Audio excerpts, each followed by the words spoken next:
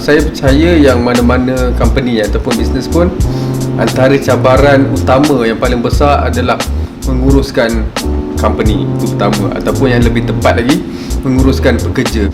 Especially bila company itu dah besar. Kalau company yang kecil, mungkin 2-3 orang pekerja, mungkin senang kita nak manage.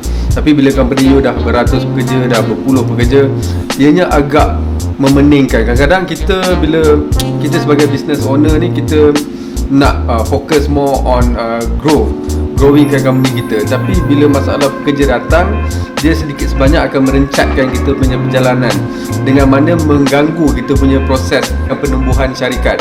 Jadi masalah pekerja ni, saya ingat macam mana-mana business owner akan hadapi. Kita tak boleh ambil mudah masalah pekerja ni. Of course, apa sahaja yang mereka katakan adalah valid, sebabkan mereka menghadapi satu, bukanlah nak kata tekanan, tetapi situasi di mana mereka yang bekerja di bawah, kita pula di atas, kita perlu memahami apa yang mereka rasakan. So bagi kami, setiap kali kita mengalami masalah pekerja, kita akan cuba faham daripada diorang punya point of view. Dan bila kita cuba fahami mereka, mungkin kita akan nampak view yang lebih jelas, dan daripada situlah kita akan cuba selesaikan dengan baik. Kedua, cabaran kedua adalah pesaing. Bila kita menjalankan perniagaan, mesti akan ada pesaing yang cuba untuk bersaing dengan kita. To us, persaingan itu bagus, sebab bagi kami, kalau tiada persaingan, kita akan rasa selesa di atas. Bila ada persaing, kita akan rasa lebih berhati-hati dan lebih merasakan macam kita perlu melakukan lebih baik daripada pesaing kita. Jadi untuk tidak ada persaing itu adalah mustahil. Dan bila ada persaing adalah, bagi kami, adalah satu cabaran yang bagus untuk kita sentiasa beringat-ingat dan berwaspada, supaya kita berjaya untuk mengekalkan momentum company kita ataupun jenama kita.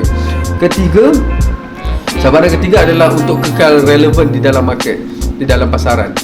Bila kita menjalankan sesuatu jenama, untuk membuka sesuatu bisnes tu, untuk mengadakan, mencipta satu produk, bukanlah satu perkara yang susah. You boleh buat, you ada duit sikit, you boleh buat bisnes.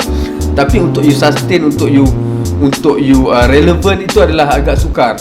So bagi kami, untuk kekal relevan, kita kena selalu keluarkan produk-produk yang sentiasa in trend. Bila you keluarkan produk yang sentiasa in trend, dia membuatkan produk itu lebih senang dijual, lebih senang laris. Keempat adalah untuk sustain bisnes tu. Ianya berkait rapat dengan kekal relevan yang saya sebutkan tadi. Kenapa sustain tu penting? Mungkin kita hari ni kita boleh buat satu jumlah angka sale yang tinggi. Contohnya, you jual 100,000 unit, you dapat 1 juta, contoh. Tetapi untuk you sustain bisnes tu, tak semestinya you buat 1 juta hari ni, you boleh sustain selama 10 tahun. Mungkin pengurusan kewangan sebagai contoh agak penting untuk mengendalikan operasi syarikat dan sebagainya. Sustainability ni agak penting. Apabila kita tak mampu untuk sustain kita punya syarikat, company itu akan lebih mudah untuk tertutup ataupun mungkuslah, bahasa mudahnya. Jadi bagi kami, untuk kekal sustain, kita di dalam berbelanja tu kita akan lebih cermat. Kita akan make sure pembelanjaan itu dikawal. Kalau benda-benda yang tak patut tu, kita takkan spend lah. Kita akan lebih fokus kepada pembangunan kita punya syarikat. Dan cabaran kelima adalah kata-kata negatif ataupun bad vibes. Kata-kata negatif ni berlambak kat luar. Kadang-kadang bila kita nak buat satu benda, especially peniaga-peniaga yang baru nak ceburi bisnes, akan banyak bulu-bulu yang cakap, kau takkan berjaya, kau tak boleh buat, kau punya produk takkan jalan. So untuk menangkis kata-kata ni, kita kena buktikan dengan kejayaan kita. Jadi setiap kali orang kata, kenapa Absolute Chocolate buat kek flavor salted egg sebagai contoh, bila orang lagi bash kita, itu akan membuatkan kita rasa kita lagi nak lawan, kita lagi nak provekan yang diorang salah dan kita betul. Dan bila negative vibe tu datang, kita kena tangkiskan dengan kejayaan, dan kita bawa aura positif kepada masyarakat supaya kita punya produk tu diterima ramai.